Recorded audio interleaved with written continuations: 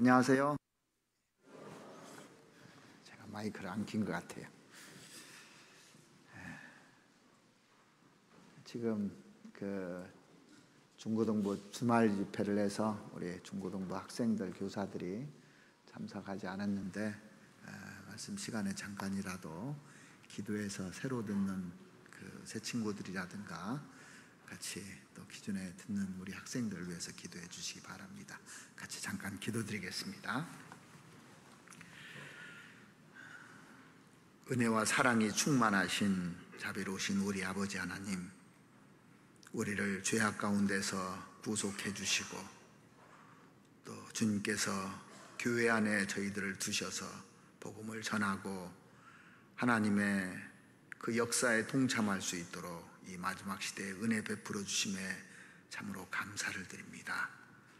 지난 한 주간 동안 낮 집회를 통해서 새로운 영혼들이 또 많이 참석하고 그분들이 말씀을 듣고 구원받은 줄 알고 있습니다. 하지만은 아직 그 진리를 깨닫지 못하신 분들, 말씀을 더 듣고 또 기도하는 마음으로 또 간절히 사모하는 마음으로 말씀을 사모해서 꼭 다 구원받을 수 있도록 하나님 도와주시옵소서.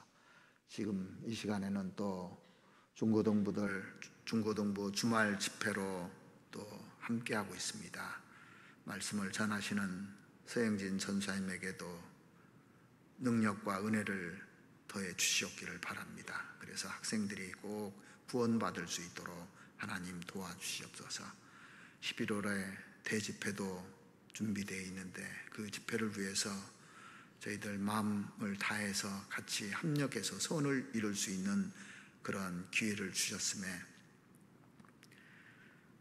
그 집회에도 많은 영혼들이 참석해서 구원받을 수 있도록 도와주시옵기를 바랍니다.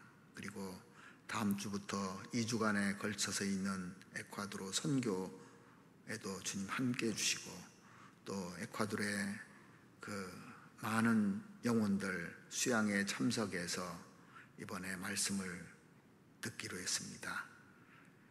3,500명 이상의 사람들이 참석하고 또 그곳에 큰 역사가 이루어지는 그 현장에 하나님이 함께 해주셔서 큰 역사 일어날 수 있도록 도와주시옵기를 바랍니다. 하나님께서 우리에게 맡기신 그 복음의 사명을 저희들 성실하게 또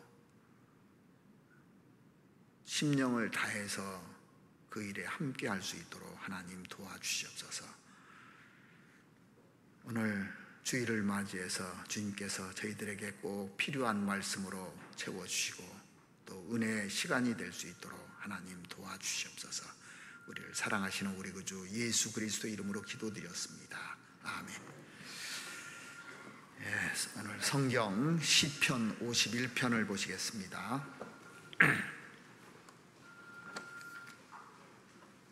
시편 51편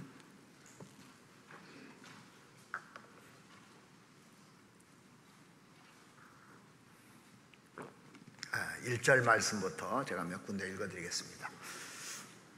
시편 51편 1절입니다. 하나님이여 주의 인자를 좇아 나를 긍휼히 여기시며 주의 많은 자비를 좇아 내 죄과를 도말하소서.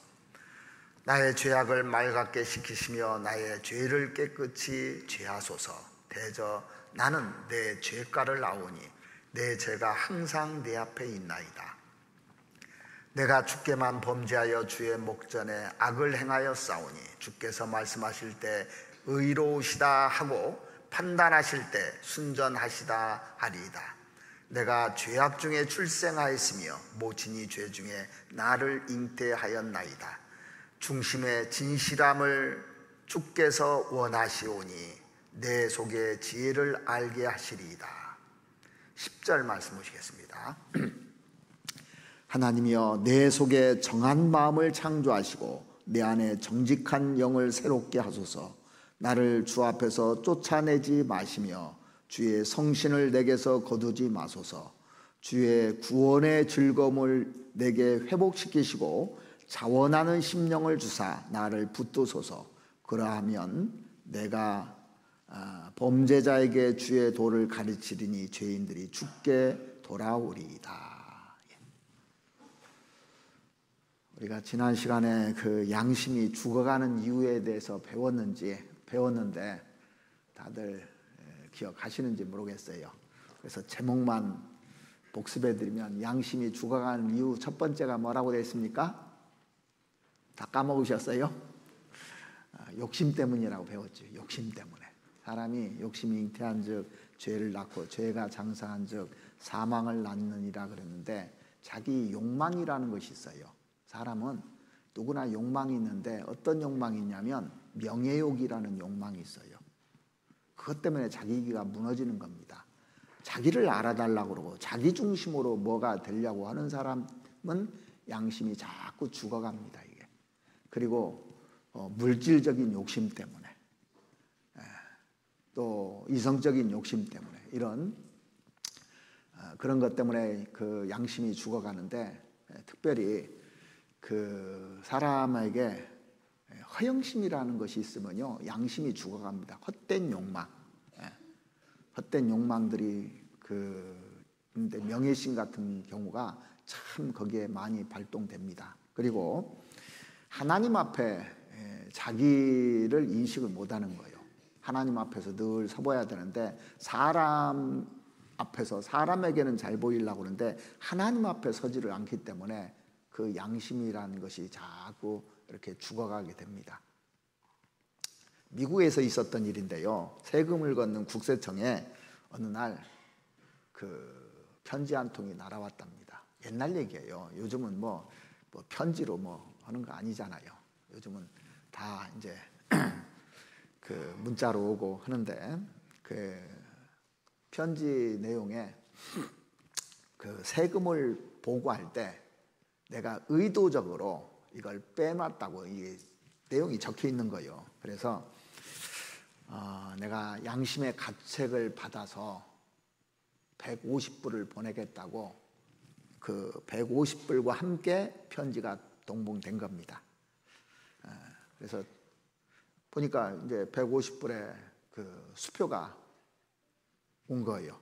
근데 그 아래다가 뭐라고 썼냐면 제가 계속 양심이 괴롭고 잠을 잘 수 없다면 더 보내겠습니다 써놨대. 그 사람이 완전히 보낸 겁니까? 지금 숨겨놓고 있는 겁니까? 숨겨놓고 있는 거예요. 그래서 양심이 더 괴롭고 힘들면 제가 더 보내겠다고. 이 이야기를 굳이 예로 들지 않더라도 세상에서 범죄를 하지 않는 사람은 한 사람도 없을 거예요. 우리가 오늘 본문에도 보면은 내가 죄악 중에 술생하였으며 모친이 죄 중에 잉태하였나이다. 우리가 전도집회 때도 꼭 듣는 말씀이잖아요. 그래서 우리는 어쩔 수 없이 아담 때문에 죄를 범할 수밖에 없는 인생입니다. 그런데 죄를 범했을 때 어떻게 그 죄를 처리하느냐가 중요하잖아요. 우리는 하나님 앞에 죄를 지었기 때문에 어쩔 수 없이 지옥 갈 운명이에요. 근데 이 죄를 어떻게 처리하느냐가 가장 중요한 건데 성경에서 그 죄를 처리하는 유일한 방법이 회개라고 되어 있어요. 내가 할 수 없기 때문에 뉘우치는 거라고 되어 있습니다. 그래서 그 국세청에 편지를 보냈던 사람이 제가 계속 양심이 괴롭고 잠을 잘 수 없다면 제가 더 보내겠습니다. 이 사람은 죄를 남겨놓고 있는 겁니까? 아닙니까? 회개한 겁니까? 아닙니까? 회개한 게 아닙니다. 회개는 성경에서 말하는 회개는 단번의 회개입니다. 단번에. 그래서 우리가 회개했을 때 하나님께서 단번에 그 죄를 용서해 주시잖아요. 예수님 옆에 있던 이 강도를 단번에 용서해 주시잖아요. 그래서 우리가 구원받고 나서 이렇게 죄를 지을 수 있지만은 거듭거듭 계속 진다면 그것은 회개하지 않은 사람이고 구원받지 않은 사람일 겁니다. 계속 똑같은 것을 반복한다면요. 자, 그런데 이 죄 문제를 어떻게 회생시켜 주시느냐 하면은 여기 잡아 놓으시고 히브리서 9장을 한번 보시겠습니다. 오늘 본문은 표시해 놓으시고 히브리서 9장 14절 말씀 보시겠습니다.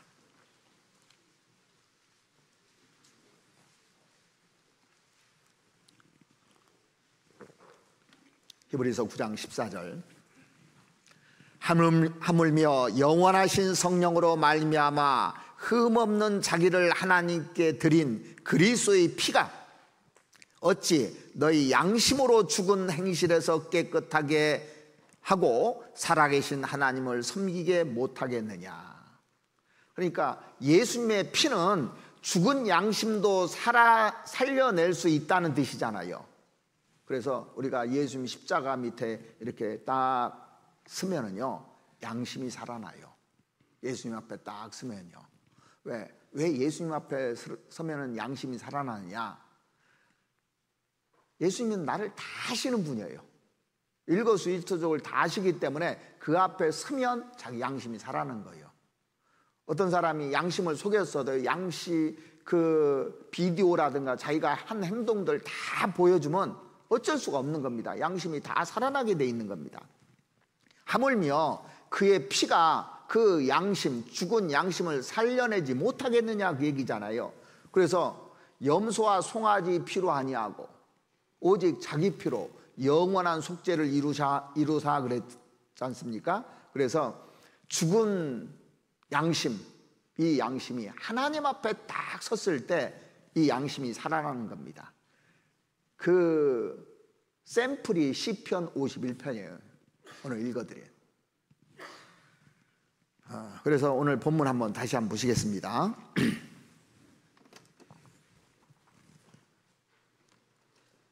여기 다윗의 회개 사례가 잘 기록되어 있습니다.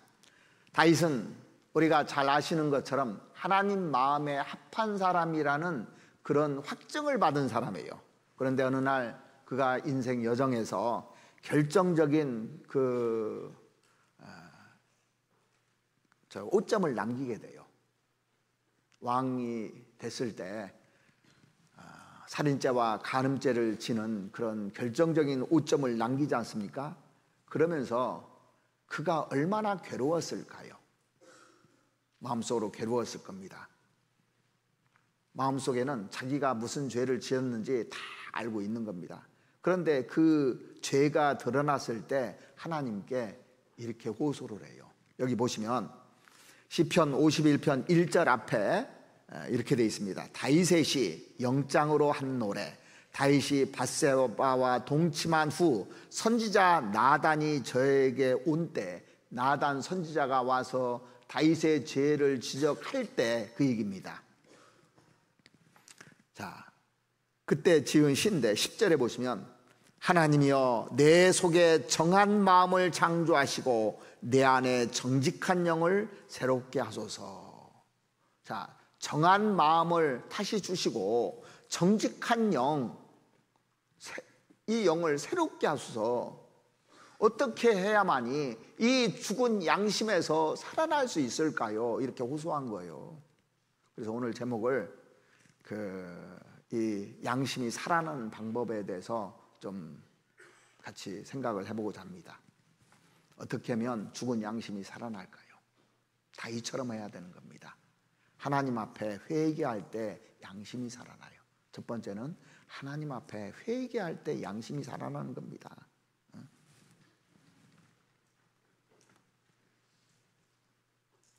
하나님 앞에 설 줄 알아야 돼요. 하나님 앞에 서는 것이 회개의 시작입니다.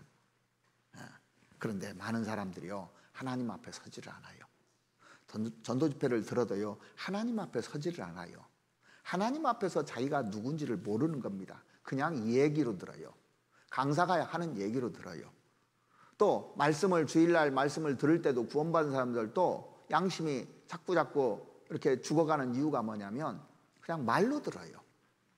내가 하나님 앞에서 해야 되는데 그래서 1절에 보시면 하나님이여 주의 인자를 쫓아 나를 긍휼히 여기시며 주의 많은 자비를 쫓아 내 죄가를 도말하소서.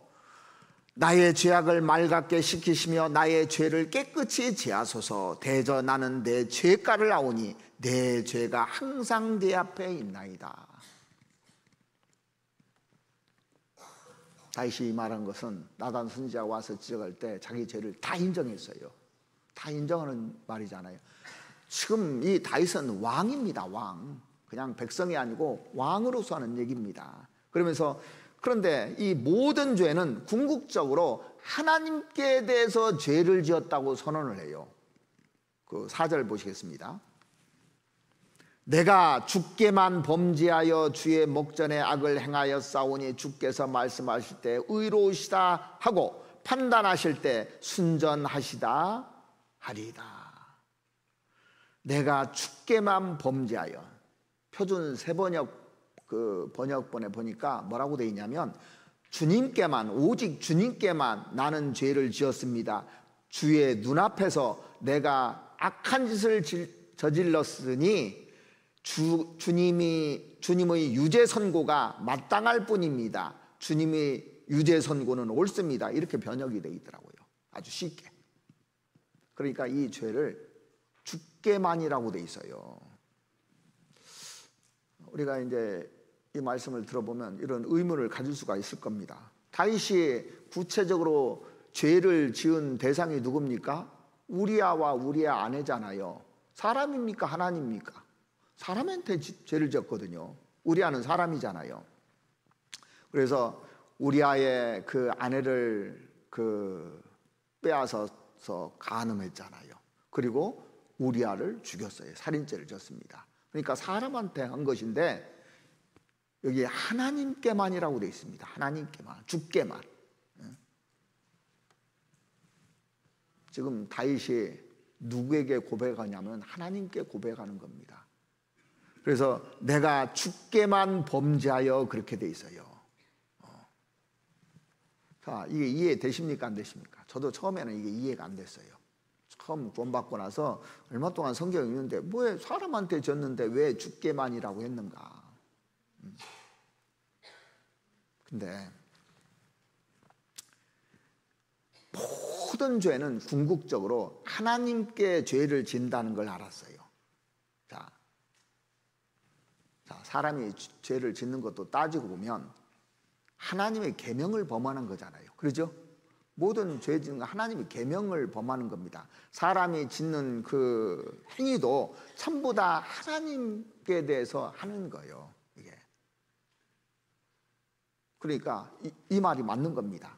성경에 그걸 대변하는 말씀들이 여러 군데 있어요. 자, 한번 찾아보시겠습니다. 잠언 14장을 한번 보시겠습니다. 잠언 14장.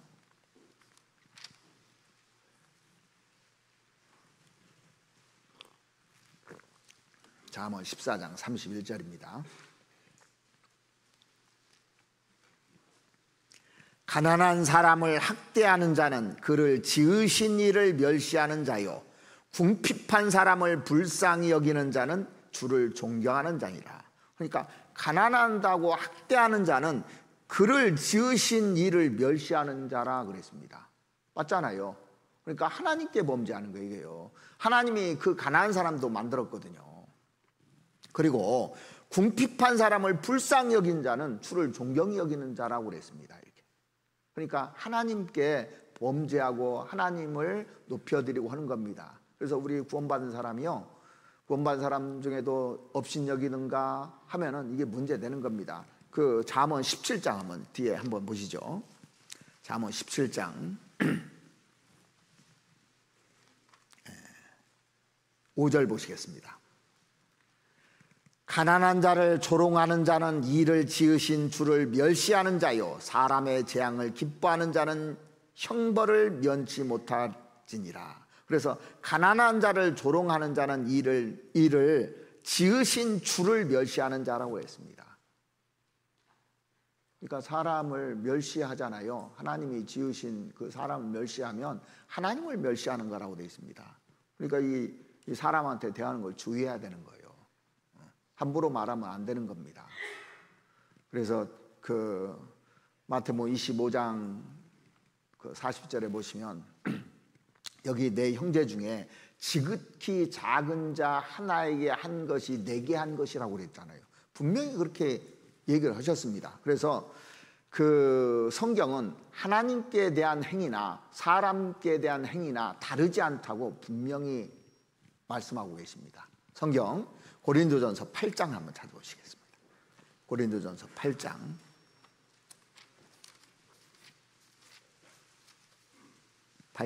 12절입니다.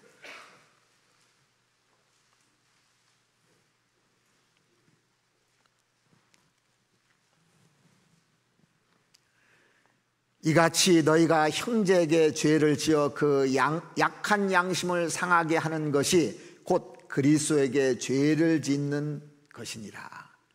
그래서 이 고린도 교회는 우상 제물을 그 먼저 구원받은 사람들이 먹는 거예요. 먹으니까 나중에 구원받은 사람이 그거 보고 이렇게 하네 하고 양심이 그 더러워지게 되는 겁니다. 그래서 이 얘기를 한 거예요. 너희 형제에게 죄를 지어 우상 숭배하는 그 죄를 지어 그 약한 양심을 상하게 하는 것이 곧 그리스도에게 죄를 짓는 것이라 그랬습니다. 이런 말씀의 근거에서 다윗이 자신의 범죄가 하나님께 범죄한다는 것을 인식한 겁니다. 그래서 우리도 반드시 인식해야 될 것이 뭐냐면 우리가 죄를 질 때 사람에게 짓는 것이 아니라 하나님께 범죄한다는 것을 알아야 되는 겁니다. 그래서 오직 주께만 내가 범죄했다고 돼 있잖아요. 우리가 요셉도 이런 얘기를 했어요. 보디발의 아내가 요셉을 유혹했잖아요. 그런데 그걸 물리치면서 뭐라고 했냐면 창세기 39장 한번 찾아보시죠. 창세기 39장 9절 말씀을 보시겠습니다.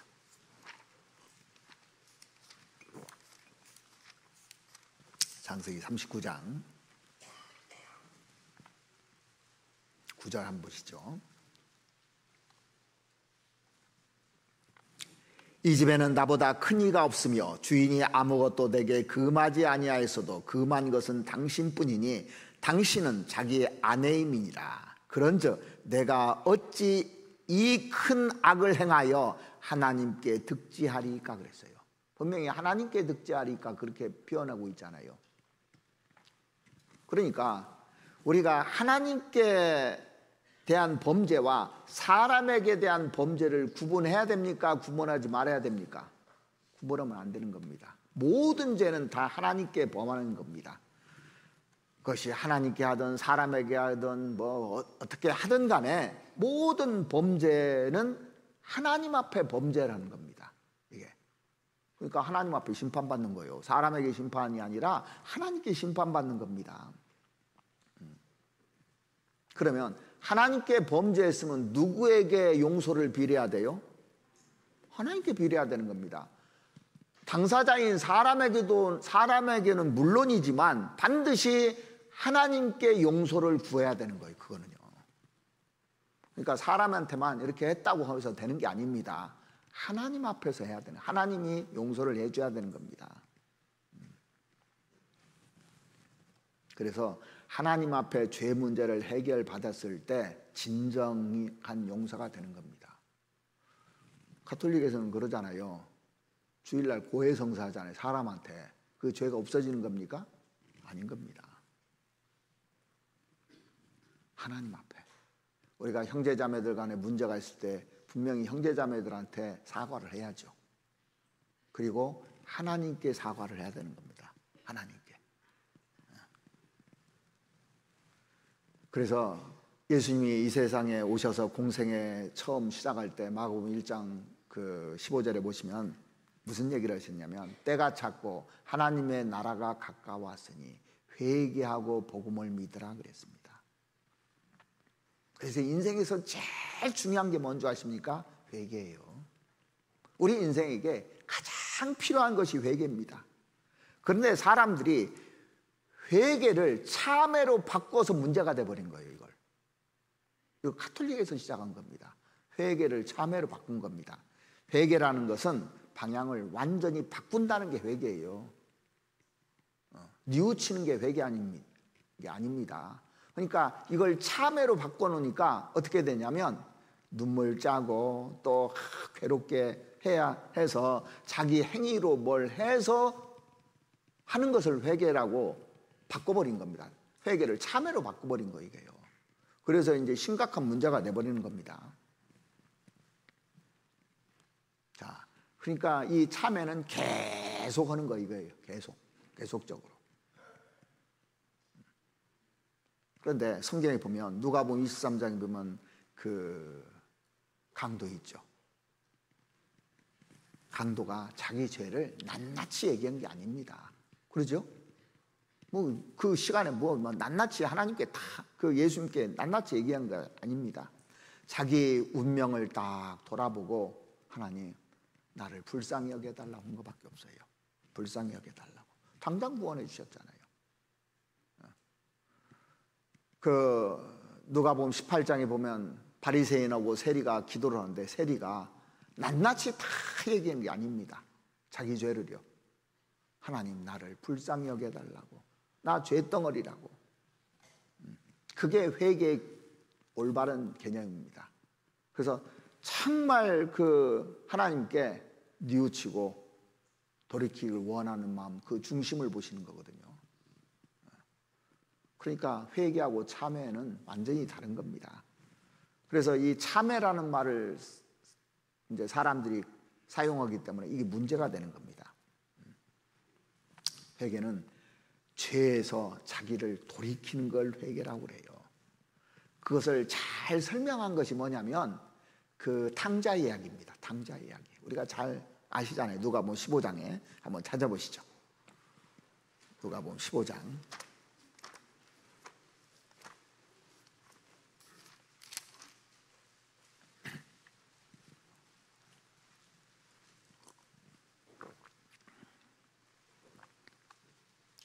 (15장) 16절을 보시겠습니다. 저가 돼지 먹는 쥐염 열매로 배를 채우고자 하되 주는 자가 없는지라. 이에 스스로 돌이켜 가로되 내 아버지에게는 양식이 풍족한 품꾼이 얼마나 많은고 나는 여기서 줄여 죽는구나. 인간이 그 어쩔 수 없는 비참한 상황에 이렇게 도래하면요, 둘 중에 하나가 또 그 반응이 나타납니다. 절망해서 생을 마감하든지 자살하는 사람도 있잖아요. 아니면 하나님께로 돌아오든지 둘 중에 하나예요. 이 탕자는 그 절망의 그 위치를 일종의 기로 삼았고 그로 말미암아 그 광명을 찾았고 자기 모든 지위가 회복되게 돼 있잖아요. 돌아옴으로 말미암아. 그래서 인간이 어떤 한계가 주어질 때 그것이 계기가 되는 경우가 많아요. 우리도 어떤 어려움, 한계가 딱 왔을 때 도저히 안 될 때 하나님을 찾은 사람들입니다. 여기 대부분이. 그러죠? 대부분이. 나는 여기서 줄여 죽는구나. 그런데 여기 확실한 회개의 답이 나옵니다. 17절에 보시면 이에 스스로 돌이켜라는 말이 나오죠.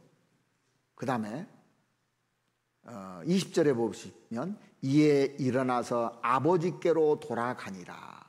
자, 그러니까 스스로 돌이켜는 회고 돌아가니라는 것은 개예요. 마음 고쳐먹고 간 겁니다, 이게.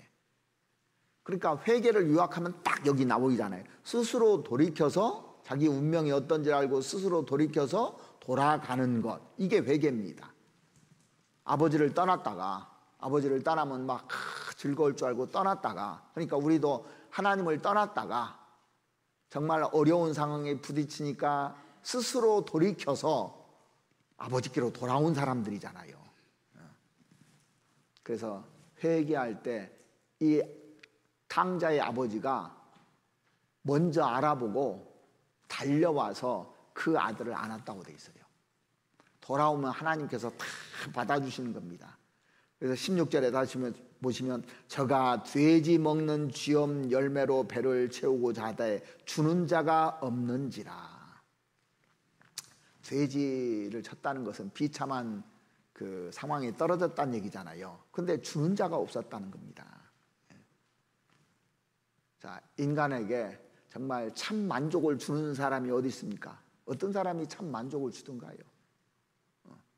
그런 비참한 상황에 딱 떨어지고 한 사람들이 이제 찾아오는 거거든요. 17절에 보시면 이에 스스로 돌이켜 가로되 내 아버지에게는 양식이 풍족한 품꾼이 얼마나 많은고. 얼마나 많은고. 그러니까 아버지를 떠나면 인간은 빈곤하게 된다는 것을 우리에게 교훈해 주시는 겁니다. 그러니까 지구상의 모든 사람들은요, 사실 한마디로 하면 돼지 먹는 쥐엄 열매를 먹고 사는 거예요. 그걸로 배불리려고 하는데 그게 만족이 안 되는 겁니다. 하늘 양식이 아닌 썩어질 양식으로 만족이 안 되는 겁니다. 수가 우물가에 왔던 여인이 물을 떠서 먹는데 매일 목마른 거예요. 그러니까 예수님이 영생하도록 그 솟아나는 샘물을 주리라. 다시는 목마르지 않는 물을 준다고 했잖아요. 그런데 세상은 아무리 가져도 아무리 채워도 목마르게 돼 있다는 겁니다. 그런데 이에 비해서 아버지에게는 양식이 풍족한 품꾼이 얼마나 많은고. 그래서 회개라는 것은 비참한 운명에서 돌이켜서 아버지께로 돌아오는 것이 회개입니다. 그러면 아버지가 가지고 있는 모든 것을 누릴 수 있는 거예요. 그게 회개의 기본이거든요. 이 장마라는 사람이 이런 얘기를 했어요. 높은 것은 반드시 낮은 것을 기초로 하고 큰 것은 반드시 작은 것에서부터 비롯된다 그랬습니다. 사람들이요, 고상하고 신비한 그것을 추구하는 신앙을 자처하는 사람들을 이렇게 쭉 보잖아요. 신비하고 고상한 것들을 많이 찾는 사람들이 있습니다. 조사해 보면 회개에서 생명 얻는 일이 없기 때문에 대부분이 다 그래요. 회개에서 생명을 얻잖아요. 구원받으면 그걸로 딱 만족합니다. 그런데 이 회개를 하지 않고 구원 못 받은 사람들은 신비한 걸 계속 찾아다녀요. 아직도 목마른 거예요. 그래서 그 구원받았다는데 막 이상한 거 자꾸 찾아다니는 사람 있죠. 만족이 안 되니까 그래요. 구원을 받으면 만족이 되거든요. 아버지 품에 오면 다 만족이 되는 겁니다. 그러니까 구원받고 이 성경 하나면 충분하더라고. 다른 책도 읽어봐도 재미가 없어, 이게요. 우리나라 한강이라는 작가가 노벨상을 받았다는데 저는 한 권도 읽어본 적이 없고 내용도 모르고 근데 그렇게 읽고 싶은 마음 없어. 제가 구원받지 않았다면 그 책부터 사볼 거예요. 지금 100만 부가 넘게 팔리고 막 전 세계적으로 난리고 그러잖아요. 그런데 이게 만족하니까 그 책에 별로 관심이 없는 겁니다.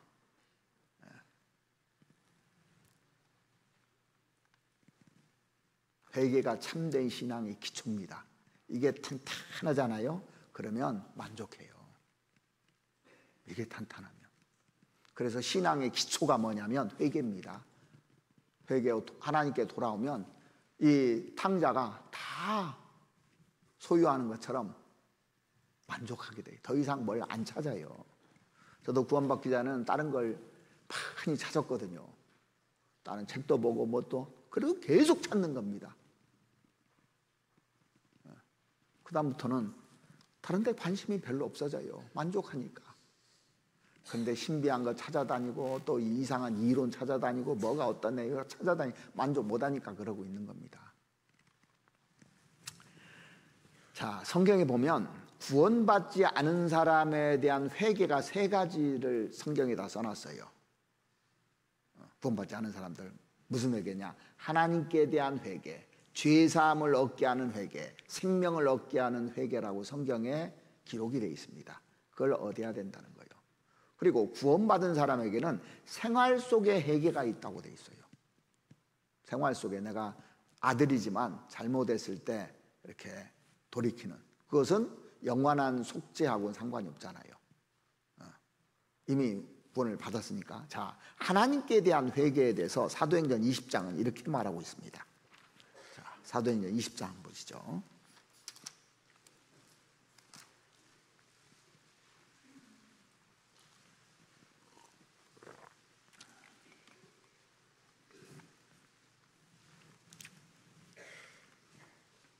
사도행전 20장 21절입니다.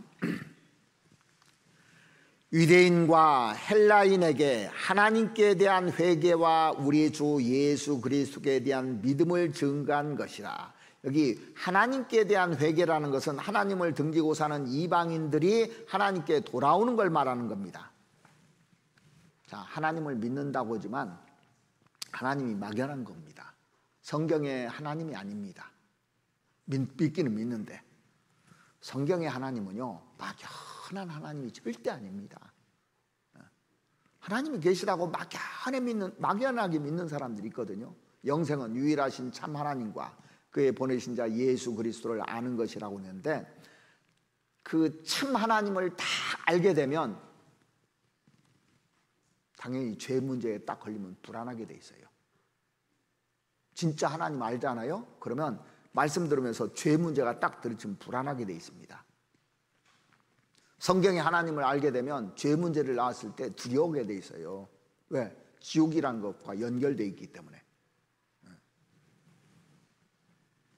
그래서 제일 중요한 것이 그 하나님을 정확하게 알아야 회개를 합니다. 그러니까 죄 문제를 들어도 회개를 못하는 사람들 보면 하나님에 대해서 모르는 거예요. 하나님이 어떤 분인지를 모르는 겁니다. 우리가 친구가 두렵습니까? 안 두렵죠? 친구한테 죄 지면 두려워요, 안 두려워요? 안 두려워요. 그렇게 부모한테 죄 지면 조금 마음에 문제가 되죠. 근데 저 북한의 김정은 앞에서 죄를 지면 어떻게 될까요? 두려울까요, 안 두려울까요? 죽지 그날. 욕해봐요. 그 딸에게 욕 한 번만 해도 그냥 죽는 거예요. 두려울까요, 안 두려울까요? 근데 하나님은 얼마나 높으신 분입니까? 그 앞에 죄를 지은다면 이거 두려운 건데 생각을 못하는 거예요, 사람들이요. 그러니까 올라갈수록, 지위가 올라갈수록 두려운 겁니다, 사실은요. 친구는 만만하지요. 죄져도 두렵지 않은 겁니다. 지위가 높이 올라갈수록.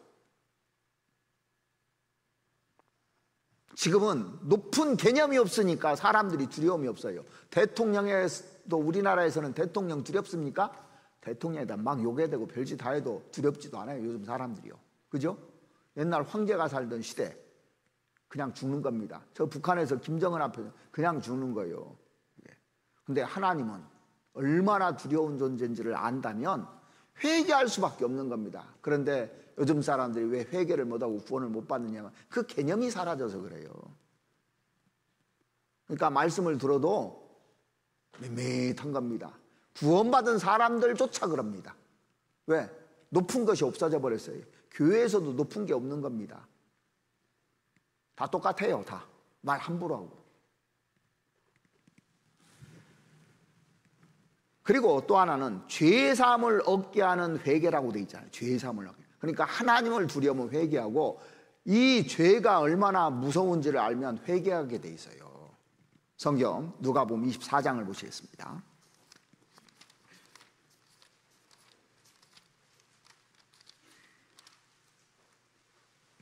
47절입니다.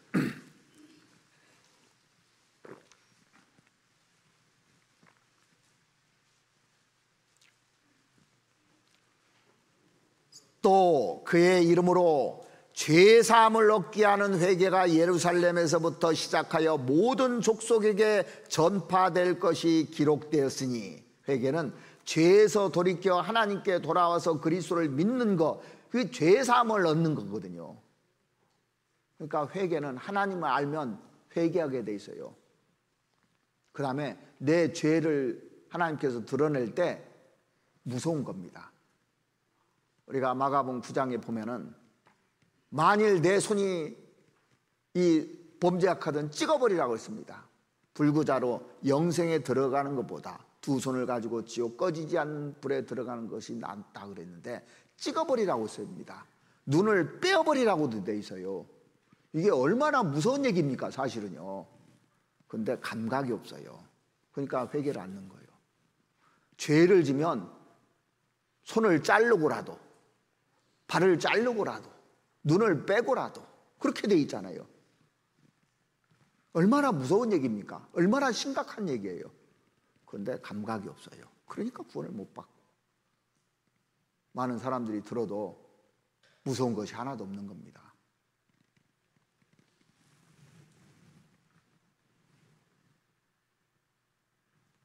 천사를 타락시킨 거 뭔지 아십니까? 죄예요.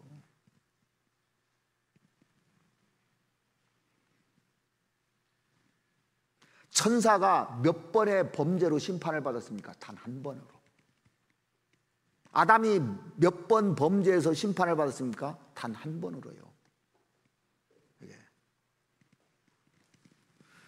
아담과 하와가 선악과를 먹는 것 단 한 번으로 아담이 죽고 전 인류가 죽게 된 거예요. 이 죄 때문에. 이 범죄 하나가 인류를 멸망시켜버린 겁니다. 하나님과 인간 사이를 분리시키는 것이 죄입니다. 사람과 사람 사이도 분리시키는 것이 죄입니다. 영원한 천국과 영원한 지옥을 분리시키는 것도 죄예요. 얼마나 무서우면 영원한 불이라고 했을까요? 영원한 불.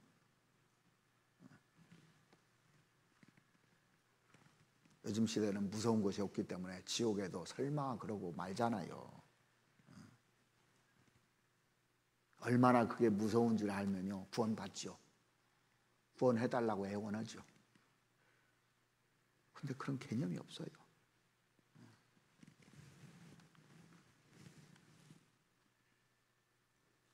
그것이 정말 우리 시대의 심각한 문제입니다.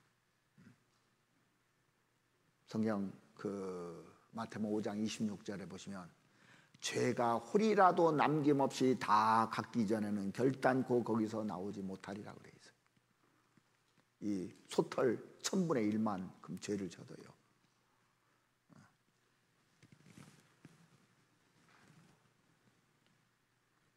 그래서 인간이 구원받는 길은 십자가 외에는 다른 길이 없는 겁니다.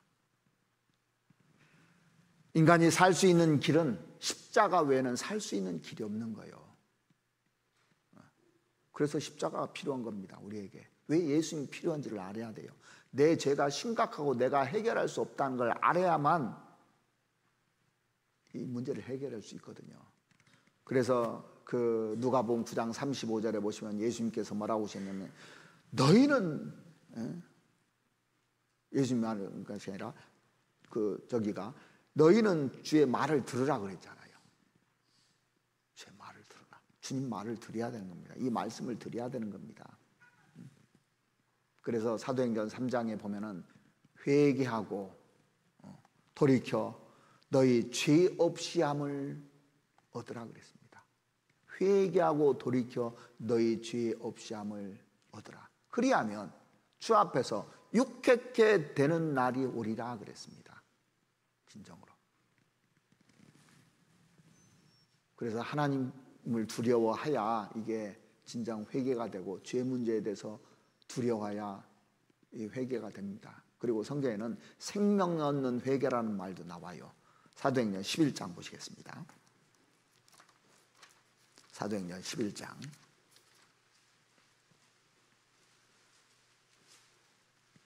13절 말씀부터 보시겠습니다.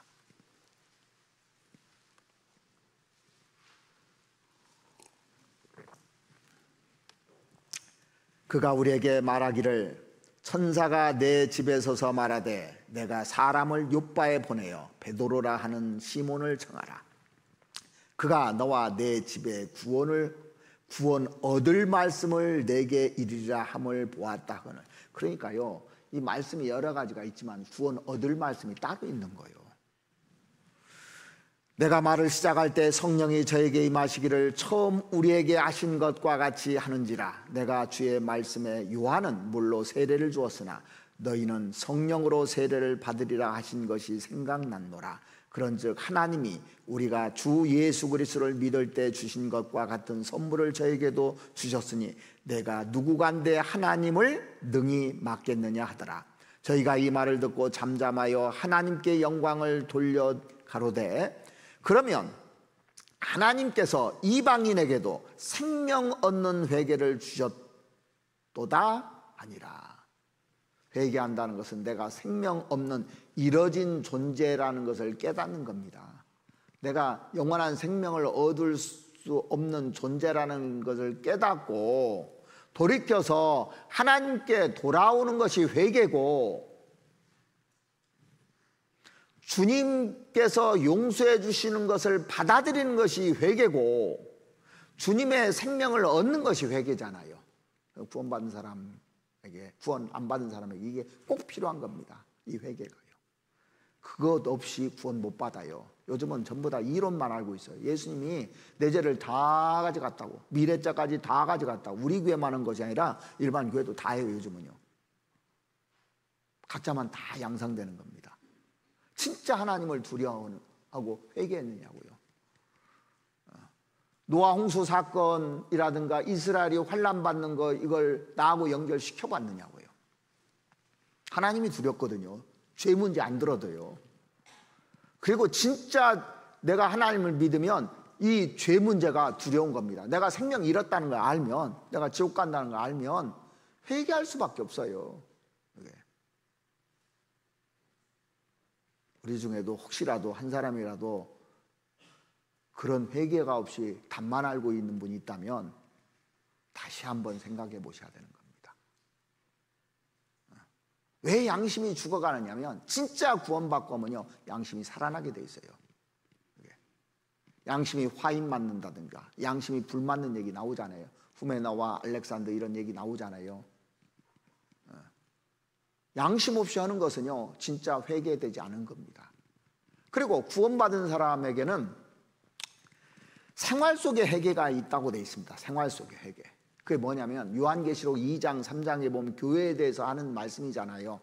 교회. 그러니까 구원받은 사람에게 하는 말씀인데, 에베소 교회에다가 뭐라고 했냐면 너희 첫사랑을 잃어버렸다고 되어 있습니다. 그러면서 회개하여 처음 행위를 가지라고 그랬습니다. 그때. 이건 생활 속에 회개를 하라는 얘기잖아요. 요한계시록 한번 찾아보시죠. 2장 4절입니다.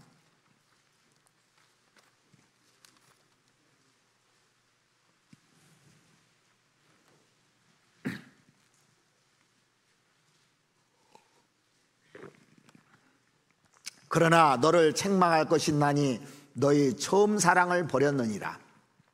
그러므로 어디서 떨어진 것을 생각하고 회개하여 처음 행위를 가지라. 처음에 구원받았을 때 하나님을 사랑하고 형제자매들이 천사 같았고 정말 조심조심하고 말도 조심하고 항상 묻고 이랬는데 어느 날부턴가 자기가 주장하는 거예요. 왜 그러냐고 따지기 시작하고 이제 막 자기를 나타내기 시작하는 겁니다.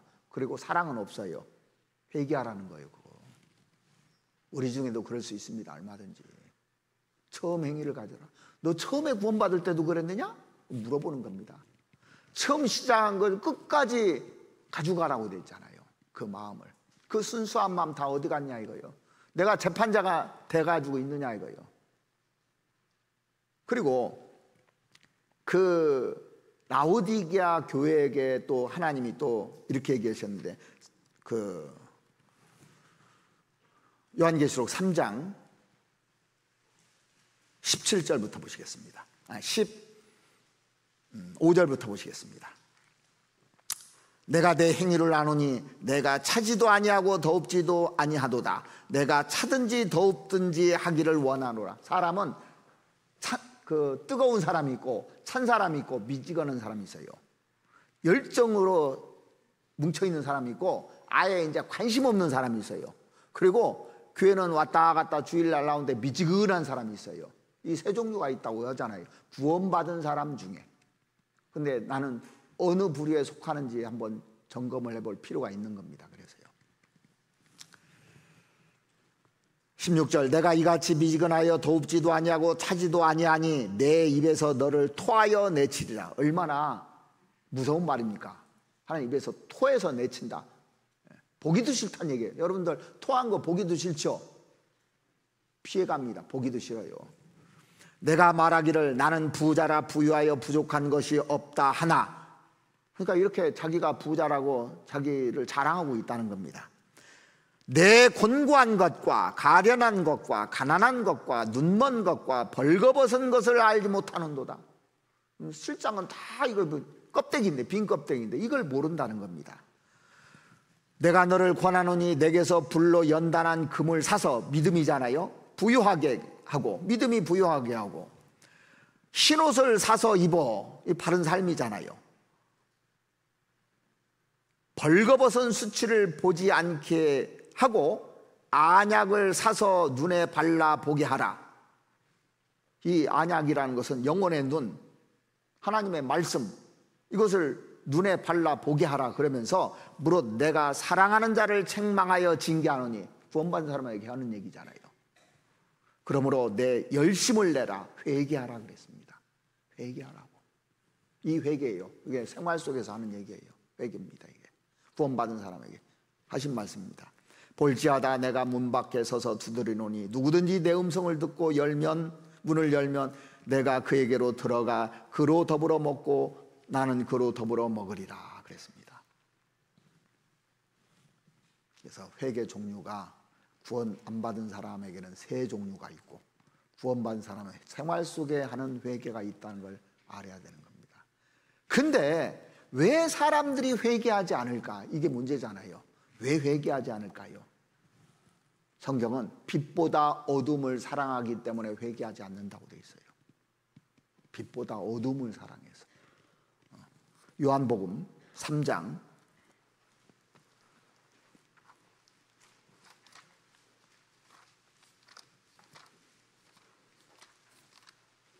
19절 말씀 보시겠습니다.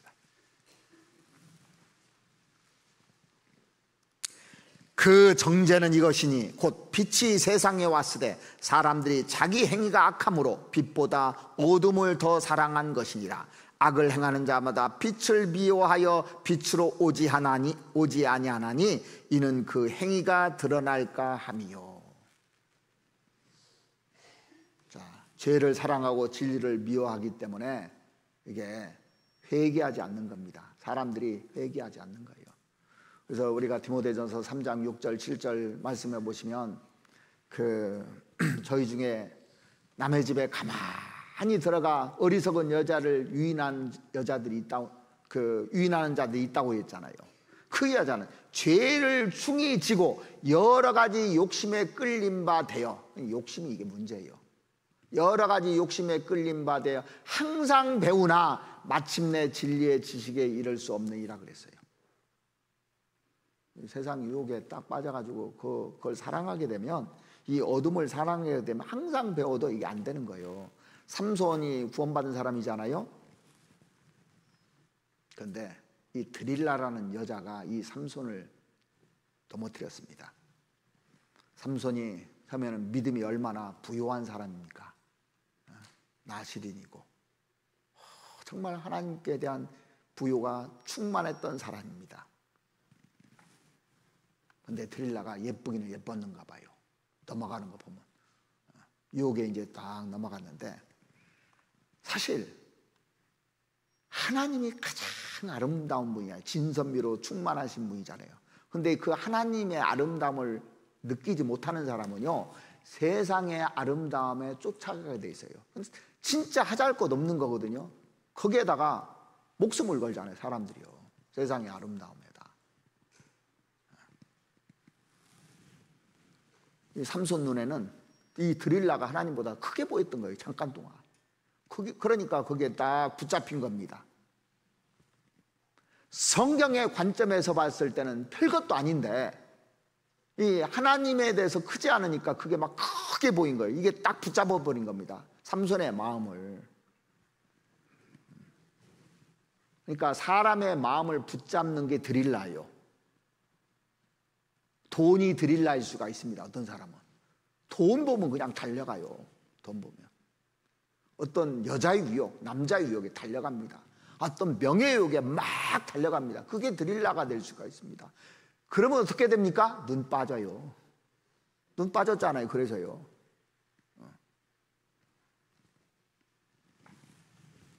그래서 하나님보다 어둠을 더 사랑하면 회개를 하지 않아요. 근데 삼손은 나중에 회개를 해서 다시 회복되잖아요. 그러니까 회개가 회복입니다. 이게. 그리고 마음이 완고하면 회개를 안 씁니다. 마음이 완고하잖아요. 그래서 우리가 잘 아시는 그 마태복음 13장에 보시면 너희가 듣기는 들어도 깨닫지 못할 것이요 보기는 보아도 알지 못하리라. 이 백성들의 마음이 완악해져서 그 귀는 듣기에 둔하고 눈은 감았으니 이는 눈으로 보고 귀로 듣고 깨달아 돌이켜 고침을 받을까 두려움이라 하였느니라 그랬어요. 마음이 완악하면요 회개 안 해요. 빤히 다 압니다. 양심이. 듣기는 들어도 깨닫지 못하는 겁니다. 눈으로 봐도 모르는 겁니다. 그리고 자기가 이거 바뀌어질까 봐 걱정을 해요. 오히려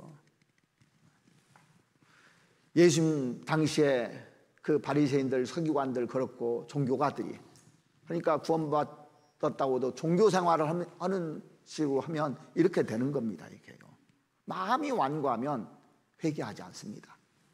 그리고 이 감각이 없잖아요. 무감동한 사람은 회개하지 않아요. 마태복음 11장에 보면 이 세대를 무엇으로 비유할고 그랬습니다. 비유컨대 아이들이 장터에 앉아서 제 동물을 불러 가로되 우리가 너희를 위하여 피리를 불어도 너희가 춤추지 않고 우리가 애곡하여도 너희가 가슴을 치지 아니하였다 함과 같도다 그랬잖아요. 피리를 불어요. 복음의 소리를 들려줘도 춤추지 않는 겁니다. 애곡하여도 지옥 간다고 애곡하여도 가슴을 치지 않는다는 거예요. 그러니까 감동이 없고 또 감격하지 못하고 그러면요 사람들이 회개라는 개념을 상실해 버립니다. 가장 무서운 것이 뭐냐면 무관심해요. 이사야서 한번 찾아보시죠. 이사야서 42장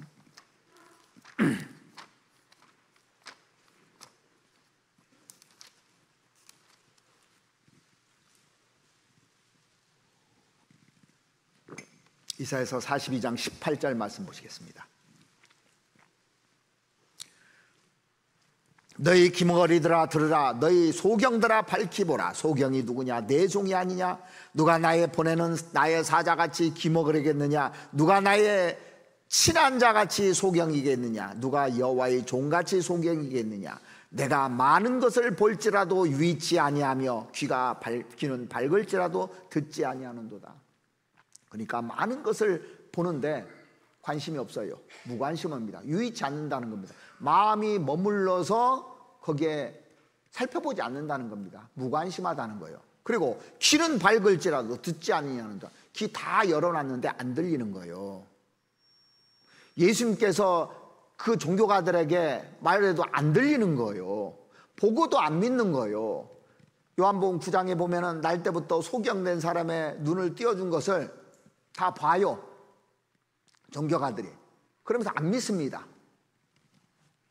그러니까 그 사람들을 소경이라고 한 겁니다. 보는데 안 보여. 이게 소경이지 뭐예요. 예수님이 앞에 있는데 안 보여. 이게 소경이잖아요. 이게 소경. 자, 그 고린도 교회 성도들은요, 바울이 얼마나 위대한 성도지를 모르는 겁니다. 앞에서 보는데도 그걸 못 보니까 바울에 대해서 사도권을 인정하지 않고 먹기 위해서 살다 비난을 계속하는 겁니다. 이게 안 보이는 거예요. 그 위대한 사도가 보는데 못 보는 겁니다. 듣는데 안 들리는 거예요. 이게 관심이 없는 거예요. 그건. 그런 사람이 회개하겠느냐고요. 생활 속에 회개 안 합니다. 무관심한 거예요. 제일 무서운 죄입니다. 그러니까 전도 집회 할 때도 무관심한 사람 구원 못 받잖아요. 제일 어려운 사람 중에 한 사람이잖아요. 구원받은 사람들, 무관심한 사람은요, 이거 생활 속에 회개할 수가 없는 겁니다, 이게요. 그리고 잘못 배워가지고 잘못된 선입관 때문에 회개를 않는 겁니다. 자기가 잘못 알든지, 자, 구원받은 사람이 교회관에서 잘못 가지고 있잖아요. 교회관이 잘못돼 있잖아요. 그러면 자기가 잘못해놓고 회개 안 해요. 절대 모릅니다. 잘못된 선입관을 가지고 있는 사람들이 많아요. 자기 선입관이 딱 있는 사람 회개 안 해요. 그것이 옳다고 주장을 하는 겁니다. 그래서 그 마가복음 7장에 보면 그 이사야가 예언한 것을 예수님께서 인용해서 말씀하십니다. 이 백성이 입술로는 나를 존경하되 마음은 내게서 멀도다 그랬습니다. 존경하는데 마음은 없는 거예요. 사람의 계명으로 교훈을 삼아 가르치니 나를 헛되이 경배하는도다 하였느니라 그랬습니다. 사람 계명만 관심 있는 겁니다. 사람의 유전, 전통 이런 것만. 너희가 하나님의 계명은 버리고 사람의 유전을 지키느니라. 또 가라사대 너희가 너희 유전을 지키려고 하나님의 계명을 잘 버리는도다. 기록된 말씀보다도 자기 경험이나 자기 생각이나 이런 것들을 관철시키고 하려고 하는 사람은 회개 안 해요. 아무리 들어도 회개 안 씁니다. 심각한 병이 걸리는 거예요. 그러면요.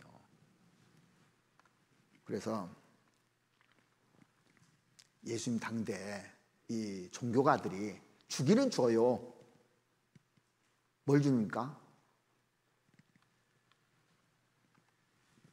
생선을 달라면 돌을 주고 전갈을 주고 막 주기는 주는데 엉뚱한 걸 주는 겁니다. 떡을 주는 것이 아니라 엉뚱한 걸 주는 겁니다. 지금 옛날에는 제가 학창 시절은 그걸 몰랐는데 대사상가들이 써놓은 책이 이거 너무 좋다고 받아 먹었어요. 근데 나중에 보니까 돌 받아 먹었더라니까. 돌. 예? 거기에 생명이 없는 겁니다. 종교계도 많은 종교인들이요 주기는 줍니다. 근데 뭘 주느냐면 생명이 없는 돌을 주는 겁니다. 돌 먹고 살겠느냐고요. 떡을 줘야지. 그래서 종교 생활하는 사람 보면 고통을 주잖아요. 그 종교 생활하는 게 고통이잖아요. 고행을 주고 결국 죽음을 주는 겁니다. 이게 주기는 주는데 왜 구원받지 못하느냐면 거짓된 사상 것을 받아들이는 겁니다. 먹기는 많이 먹어요. 그런 것들을 엄청 먹습니다. 좋다고 먹습니다. 그런데 그게 전부 다 돌이고 전갈이거든요. 그런 것들을 많이 먹어놨으니, 이미 먹어놨으니 들어갈 자리가 있어야지. 여러분들 배부르게 먹으면 좋은 거 줘도 들어가야 안 들어가요? 거절해. 아무리 좋은 거 줘도요. 배불리 어디 가서 뭐 엄청 먹어놨는데 거기다 넣으면 들어가냐고요. 그러니까 세상 것을 많이 집어넣는, 배불러가지고 있는 사람한테 이 말씀을 집어넣으면 들어가겠느냐고요. 이 속에 오만 잡동사니가 다 들어가 있는데 거기에 들어가겠느냐고. 일본에 가면 신이 뭐 엄청 많다고 그냥 800만 가지라 막 이러잖아요. 그러니까 하나님이 거기는 한 신이에요. 하나의 절대자가 아니고. 그러니까 들어갈 자리가 없는 겁니다. 지금 교회가 많습니다. 설교도요 유튜브 쳐봐요. 엄청나게 쏟아집니다. 어마어마하게 많습니다.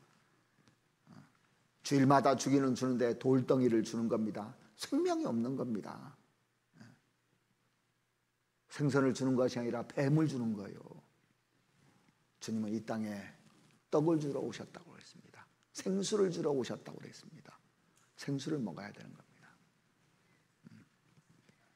그리고 왜 사람들이 회개치 않느냐? 예수님을 외모로 취한 겁니다. 외모로. 예수님이 이 세상에 초림하신 예수님 보면 마른 땅에서 나온 줄기 같아서 고운 모양도 없고 풍채도 없음즉 우리 보기에 흠모할 만한 아름다운 곳이 없도다 그랬잖아요. 그리고 인간으로 보면 예수님 목수의 아들이잖아요. 그러니까 사람들이 외모만 보고 배척해버린 겁니다. 그런데 하나님은 중심을 원하시는 거거든요. 오늘 본문에 보면 시편 51편 6절 한번 보시겠습니다.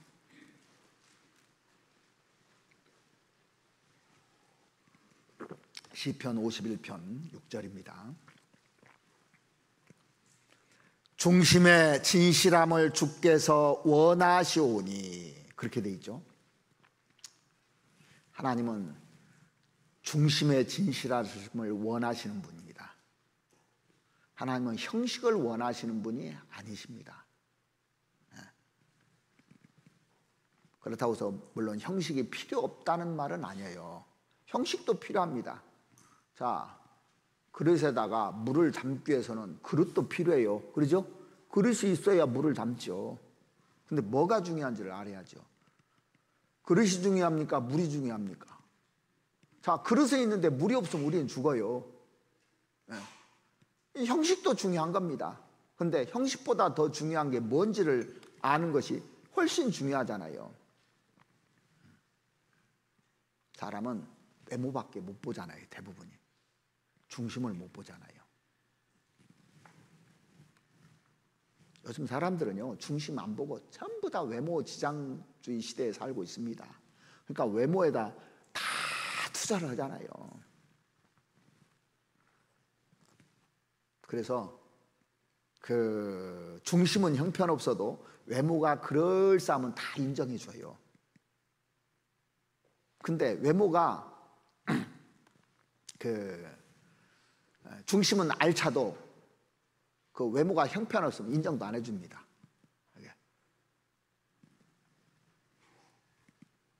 사람들은 중심을 채우기보다 외모 채우느라고 바쁜데 구원받은 그리스도인들은 그러면 안 되는 겁니다. 외모가 중요하지 않다는 게 아닙니다. 그래서 베드로 전서 한번 보시죠. 베드로 전서 3장에 보면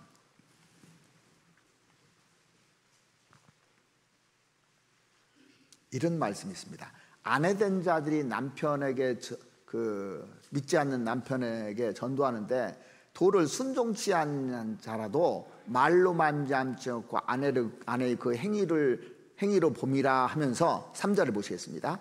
너의 단장은 머리를 꾸미고 금을 차고 아름다운 옷을 입는 외모로 하지 말고 오직 마음에 숨은 사람을 온유하고 안정된 심령의 썩지 아니할 것으로 하라. 이는 하나님 앞에 값진 것이라. 외모로 하지 말고라는 것은 외모로만 하지 말고 그런 뜻이에요. 외모는 무시하라 그런 얘기 아닙니다. 무엇보다도 중요한 것이 외모가 아니라 마음에 숨은 사람을 온유하고 안정된 심령, 이것이 중요하다고 얘기하는 거잖아요. 사무엘이 사울 왕에게 실망하고 하나님도 이 사울을 버렸을 때 이제 하나님이 이새의 아들에게 가서 기름을 부으라 해서 이제 왕을 삼으려고 이새 집안에 갔습니다. 그래서 첫째 엘리압부터 쫙 도회를 해놨어요.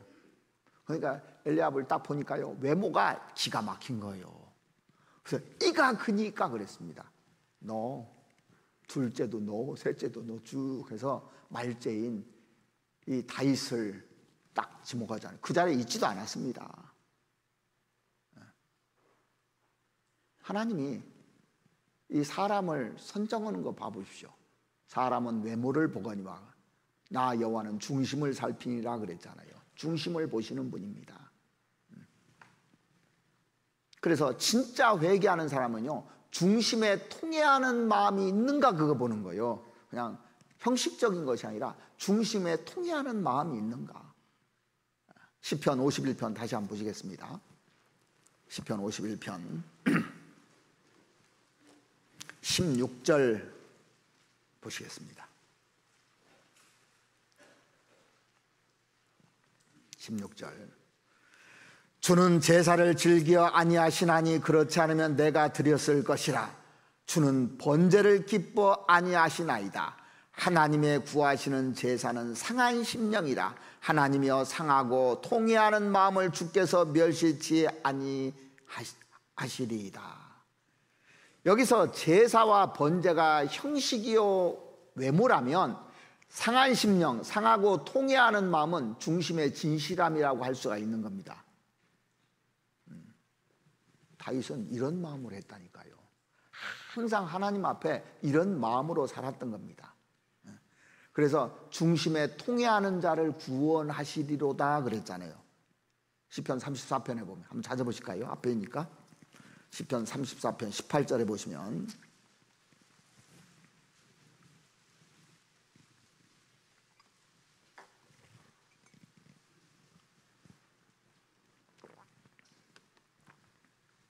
여호와는 마음이 상한 자에게 가까이 하시고 중심에 통회하는 자를 구원하시는도다. 정말 내가 하나님 앞에 잘못된 회개 못하는 그런 것들인데 중심에 통회하느냐 이거예요. 내가 정말 나를 돌아보느냐 이거예요. 다른 사람 정죄할 생각만 하고 나를 돌아보는가 안 보는가를 봐야 되는 겁니다. 제일 중요한 것이 하나님 앞에 설 때 나잖아요. 나를 돌아볼 줄 알아야 됩니다. 그래서 항상 생각하는 것이 내가 잘못될 수 있다, 잘못된 생각을 가질 수 있다는 것을 늘 성경을 통해서 봐야 되는 겁니다. 요엘서 한번 보시죠. 뒤에 요엘서, 호세아 뒤에 보면 요엘서 있습니다.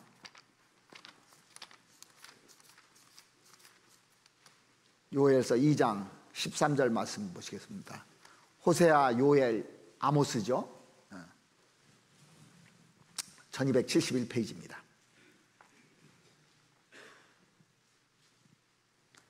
너희는 옷을 찢지 말고 마음을 찢고 너희 하나님 여호와께로 돌아올지어다.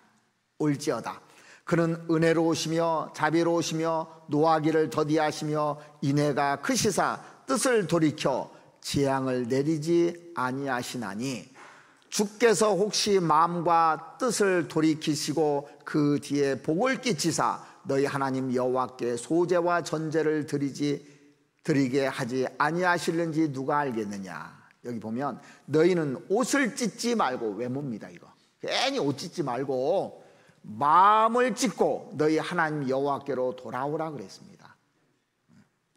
하나님께로 돌아오라고. 그래서 그 로마서 2장 4절 5절 말씀해 보시면 혹 내가 하나님의 인자하심이 너를 인도하여 회개케 하심을 알지 못하여 그의 인자하심과 용납하심과 길이 참으심의 풍성함을 멸시하느뇨. 회개하기를 기다리는 겁니다. 길이 참고 지금 기다리고 계시는 겁니다. 그런데 그것을 멸시하느뇨 그랬습니다. 다만 내 고집과 회개치 아니한 마음을 따라 진노의 날 임할 진노를 내 머리에 쌓는도다 그랬습니다. 고집 때문에요. 회개치 않아가지고.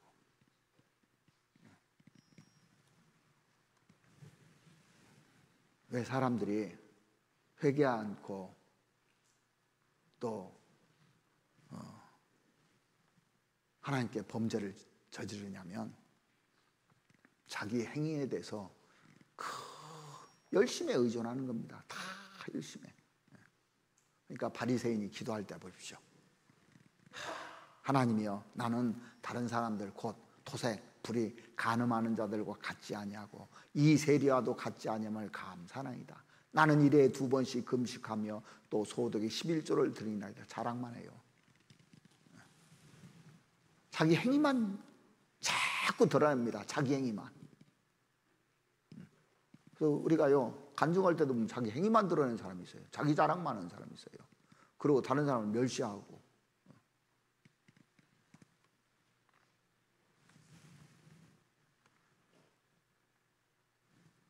열심이 문제가 아니라 잘못된 열심이 문제잖아요.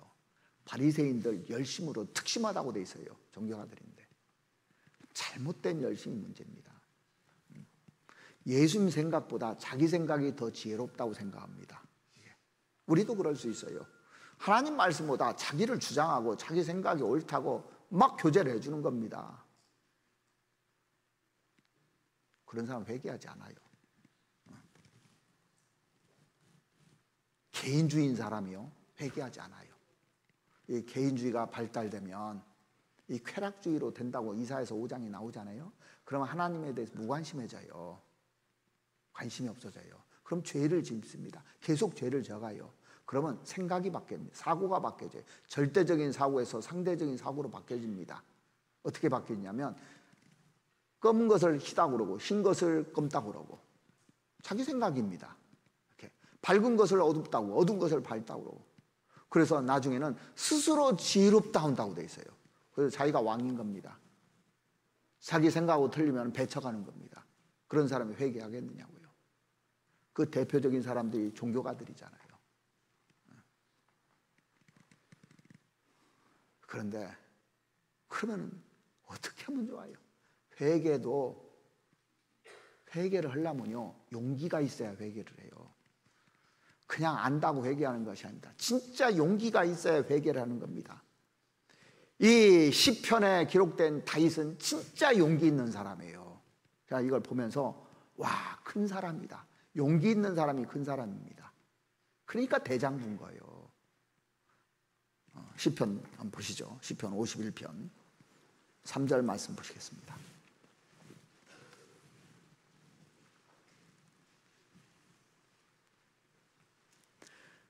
대저 나는 내 죄가를 아오니 내 죄가 항상 내 앞에 있나이다. 다윗이 자기 죄를 인정하잖아요. 사람이요, 죄를 지적할 때 인정한다는 게 쉽지 않아요. 사무엘하 그 12장에 보면은 나단 선지자가 와서 다윗에게 딱 지적했을 때 뭐라고 하냐면 내가 여호와께 범죄하였노라 그랬어요. 내가 여호와께 범죄하였노라. 누가 한 얘기입니까? 왕이 한 얘기예요. 솔직히 고백을 합니다. 그래서 요한일서 1장 9절 말씀해 보시면 만일 우리가 우리 죄를 자백하면 저는 미쁘시고 의로우사 우리 죄를 사하시며 모든 불의에서 우리를 깨끗게 하실 것이오 그랬잖아요. 그래서 우리 죄를 자백하면 그랬습니다. 그런데 사람은 죄를 지적하면 어떻게 합니까? 핑계대고 은폐하려고 그래요. 본능적으로. 아담이 그랬고 하와가 그랬고 거의 대부분이 다 그래요. 아간 잡힐 때도 보십시오. 계속 쪼여오는데도 용기를 내서 내가 그랬다고 했으면 하나님이 용서해 줬을 거예요. 끝까지 잡아낼 때까지 변명하고 있는 겁니다.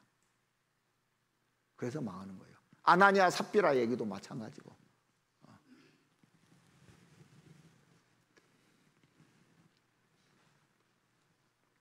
용기 있는 사람이 죄를 자백할 수 있는 겁니다. 용기 있는 사람이. 만일 그 다윗이 용기가 없었다면요, 나단 선지자를 제가 상상해 봅니다. 나단 선지자를 어떻게 했을까? 요즘 정치 현실을 보면서도 느끼는 것이 허위 사실을 유포한 죄로 집어넣을 거예요, 아마. 그러죠? 허위 사실이라고. 그러면서 또 왕을 기만한 죄로 집어넣을 겁니다. 기만했다고. 얼마든지 그럴 수 있어요. 용기가 없으면 뒤집어 씌우는 겁니다. 나라의 위정자도 용기가 있는 사람이 나와야 돼요. 구원받은 사람은 그래서 용기가 있어야 해요. 회개할 수 있는 거예요. 근데 그 용기가 없는 거예요. 용기 없는 사람이 뒤에서 뭐라고 말하죠. 다윗은 일순간 그 실수로 죄를 범하기는 했지만 그 소년일 때 목동으로 있었을 때요, 골리앗을 때려 죽인 그 용기가 있었잖아요. 아무도 나서지 않는 상태에서 그 용기를 친정으로 나타낸 것이 범죄했을 때 나단 선지자에게 자백하면서 하나님께 죄를 용서해달라고 한 거예요. 그러니까 저는 그 소년 골리앗 때려 죽인 것보다 죄 짓고 나서 용기한 이것이 훨씬 저는 감동적이고 크게 느껴져요. 이게. 자, 범죄하고 나서 죄가 드러날 때 엄청난 파문이 일어날 수 있습니다. 사실 왕이 사람을 죽였대. 왕이 간음을 했대. 자, 현 대통령이 그런다고 합시다. 사람을 죽였대. 간음을 했대. 왕의 자리에서 쫓겨날까 안 쫓겨날까요? 쫓겨날 수 있잖아요. 지금까지 이루어놓은 모든 것을 다 잃을 수 있습니다. 그런다면 심지어는 생명까지 잃을 수도 있는 겁니다. 법대로면 죽어 마땅한 겁니다. 그죠? 사람을 죽였으니까. 왕이라 할지라도. 이런 상황에서 죄를 인정하기 쉽습니까? 어렵습니까? 상상을 한번 해보세요. 다윗이 얼마나 엄청나게 위대한 사람인지를. 이러한 상황에서 일개 백성이라면 상관이 없어요. 이러한 상황에서 얘기한 거예요. 모든 것을 잃어도 괜찮다. 내가 쌓은 모든 업적을 다 잃어도 좋다. 근데 하나님 앞에서만큼은 내가 인정해야 되겠다. 하나님 앞에서 그렇게 한 겁니다.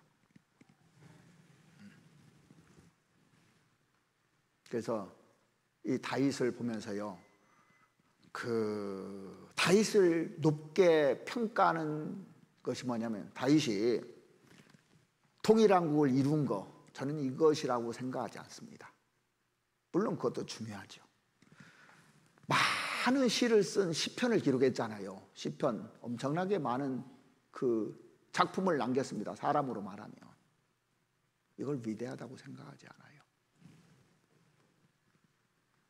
진정한 용기를 가진 신앙이었기 때문에 제가 존경합니다. 누구보다도 존경하는 인물이 있다면 저는 다윗이에요. 왜? 이것 때문에. 이런 사람이기 때문에. 우리가 잘못할 수도 있고 큰 죄를 지을 수도 있지만 진정 하나님 앞에서 용기 내서 자백한 사람, 하나님이 가장 기뻐한 사람입니다. 그래서 하나님 마음에 합한 사람이 된 거예요.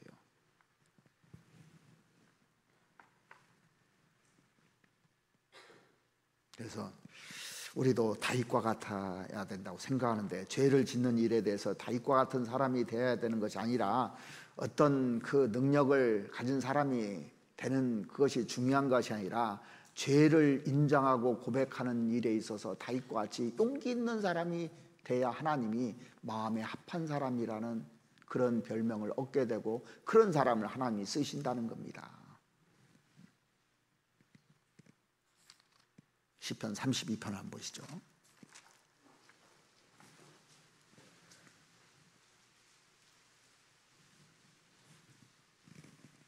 32편 5절입니다. 내가 이르기를 내 허물을 여호와께 자복하리라 하고 주께 내 죄를 아뢰고 내 죄악을 숨기지 아니하였더니 곧 주께서 내 죄악을 사하셨나이다. 이 다윗의 간증입니다. 이래서 생활 속에 구원에 대해서 이렇게 회개해서 내 죄 다 용서받았다고, 그것까지도. 근데 우리가 이제 전도 집회 때 이걸 그 중첩으로 쓰기도 하는데, 사실은 이 다윗이 죄 짓고 한 말이에요. 이게. 그러니까 구원받은 사람이 그런 거 했더라도 진짜 회개하고 돌이켜서 하나님께 이렇게 하면은 하나님이 이쁘게 받아주는 겁니다. 잠언 28장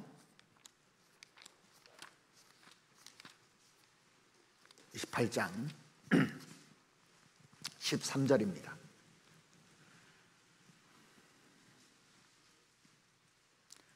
자기 죄를 숨기는 자는 형통치 못하나 죄를 자복하고 버리는 자는 불쌍히 여김을 받으리라 그랬어요.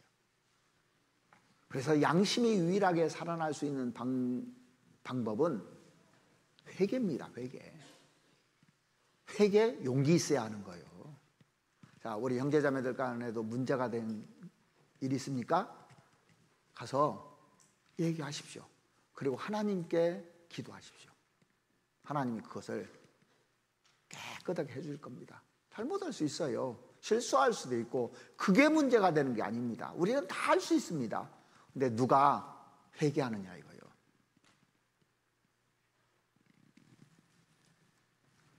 그래서 이 양심이 밝아야 되는 거예요. 그래서 우리에게 구원받은 사람에게 양심을 밝게 해주려고 하는 겁니다. 자, 그래서 성경을 배우는 목적, 경계의 목적이 나오죠. 디모데전서 1장 한번 찾아보시겠습니다. 경계의 목적, 성경을 배우는 목적이 뭔지 여기 기록되어 있습니다. 디모데전서 1장 5절 말씀 보시죠. 경계의 목적은 청결한 마음과 선한 양심과 거짓이 없는 믿음으로 나는 사랑이거늘. 그러니까 사랑이라는 것은 청결한 마음이 안 되면 사랑이 안 되는 겁니다. 깨끗한 마음, 속이는 마음 이런 거 가지고 부부간에 속이면서 사랑한다고 말이 되냐고요. 그 다음에 선한 양심과, 양심이 바라야 돼요. 선해야 돼요. 거짓 없는 믿음에서 나는 사랑이거늘 그랬습니다.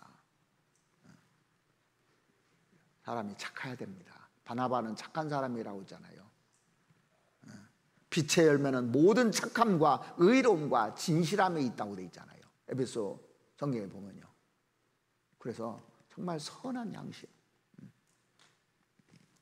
성경에 그 임원들도 있잖아요. 임원은 선해야 돼요. 그것도 양심에 대해서 나옵니다. 성경 그 디모데전서 3장에 보시면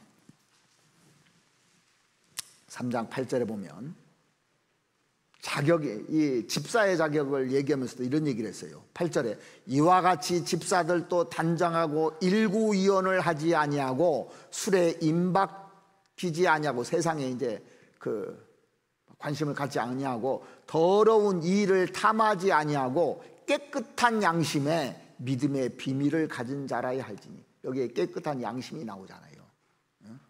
깨끗한 양심에 믿음의 비밀을 가진 자라야 한다고. 그래서 구원받은 우리에게 주님이 뭐라고 당부하냐면 히브리서 10장 한번 보시겠습니다. 히브리서 10장 19절 말씀 보시죠.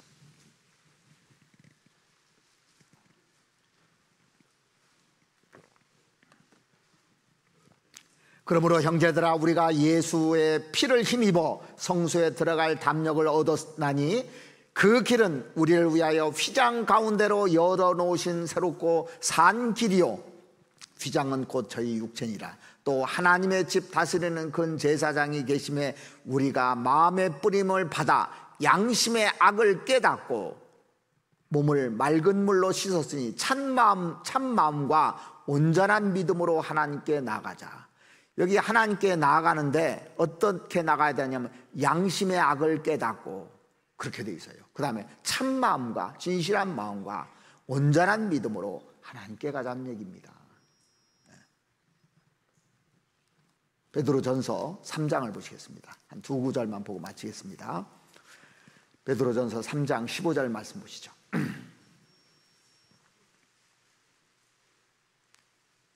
너희 마음에 그리스도를 주로 삼아 거룩하게 하고 너희 속에 있는 소망에 관한 이유를 묻는 자에게는 대답할 것을 항상 예비하되 온유와 두려움으로 하고 선한 양심을 가지라. 이는 그리스도 안에 있는 너희의 선행을 욕하는 자들로 그 비방하는 일에 부끄러움을 당하게 하려 함이라. 그래서 우리가 전도하려 하는데도 우리의 선한 양심이 아니면 전도가 안 되는 겁니다. 선한 양심을 가져라고 했지 않습니까? 온유와 두려움을 하고, 그러니까 온유한 마음과 선한 양심이 있어야 소망에 관한 이유를 묻는 자들에게 대답할 수 있다는 거예요. 21절 물은 예수 그리스도의 부활하심으로 말미암아 이제 너희를 구원하는 편이 곧 세례라. 육체의 더러운 것을 제하여 버림이 아니요 오직 선한 양심이 하나님을 향하여 찾아가는 것이다. 그래서 내가 선한 양심을 유지하는 방법은 뭐냐면 하나님의 말씀을 쫓아가는 것이고 하나님을 바라보는 것이고 하나님 앞에 내가 서보는 거예요. 하나님 앞에. 그래서 나는 하나님 앞에 양심대로 사는가? 하나님 앞에 깨끗한가? 그러지 못하면 용기를 내서 기도하고 용기를 내서 얘기를 해야 되는 겁니다. 사람에게도 내가 이제 문제를 준 사람에게도 용기를 내서 얘기해야 되는 거예요. 우리가 다윗을 존경하는 이유가 뭐냐면 정말 그런 죄를 져도 용기를 내서 하나님께 회개한 사람이기 때문에 그래요. 다윗이 위대함이 첫 번째가 저는 그거라고 생각합니다. 동일 왕국을 이루고 많은 업적을 쌓고 골리앗을 때려 죽이고 시편을 기록하고 이게 아니에요. 여러분들 많은 책을 썼어도요, 양심이 문제가 되면 그 사람 책 안 읽어져요. 존경이 안 됩니다. 그래서 세상에 살면서 능력 있는 사람보다 더 중요한 것이 존경받는 사람이 되는 겁니다. 그건 양심이 선해야 돼요. 그렇게 우리 그리스도인들이 나머지 사시기 바랍니다. 같이 기도드리겠습니다. 우리를 사랑하시는 우리 아버지 하나님, 오늘 양심이 살아가는 방법, 어떻게 하면 내 양심이 살아갈 것인지에 대해서 주님께서 가르쳐 주심에 너무나 감사를 드립니다. 그 모든 해답이 회개라는 것을 배웠습니다. 정말 구원받지 못한 사람들은 하나님께 대한 회개와 죄사함에 대한 회개, 정말 생명 없는 그 회개를 꼭 이룰 수 있도록 도와주시었고, 구원받은 사람에게는 생활의 회개가 이루어질 수 있도록 주님 도와주시옵기를 바랍니다. 그래서 하나님 앞에 늘 당당한 모습으로 설 수 있도록 하나님 도와주시옵소서. 그래서 우리의 양심이 힘이라는 것을 늘 생각하고 양심껏 살아가는 그리스도인들이 될 수 있도록 도와주시옵기를 부탁드립니다. 저희 부족하고 연약한 것들 많이 있지만 하나님 앞에 나와서 그 양심으로 회개하고 주님과 즐겁게 동행할 수 있는 저희들이 될 수 있도록 도와주시옵기를 간절히 원합니다. 우리를 사랑하시는 우리 구주 예수 그리스도의 이름으로 기도드렸습니다.